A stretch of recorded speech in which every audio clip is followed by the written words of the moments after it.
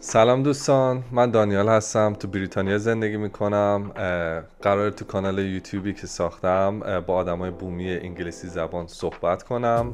هدف من اینه که انگلیسی رو راحت‌تر یاد بگیریم و دوستانی که قصد یادگیری زبان انگلیسی رو دارن توی ابعاد مختلف اسپیک، مخصوصا اسپیکینگ و لیسنینگ، بتونن خودشون رو تقویت کنن. نمیخوام مثل معلم باشم، فقط دوست دارم پلی باشم بین شما و دنیای انگلیسی زبان. اشتباه کردن طبیعیه، حتی خود من شاید خیلی اشتباههای گرامری، لغات و حتی تلفظ صحیح کلمه ها رو داشته باشم.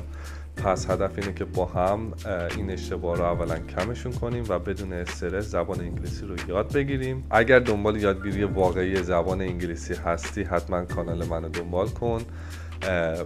توی ویدیوهام، توی گفتگوهام سعی میکنم نکات جدید که استفاده شده، حتی لغات جدید، ساختارهای جدید رو به صورت هایلایت تو آخر ویدیو هم براتون به اشتراک بذارم.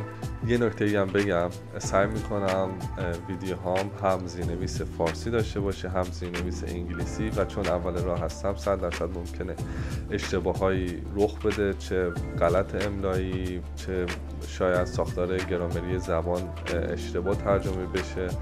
به خاطر همین من ازتون پیش عذرخواهی میکنم و تمام سعیم اینه که این اشتباه ها رو کمتر و کمترش کنم.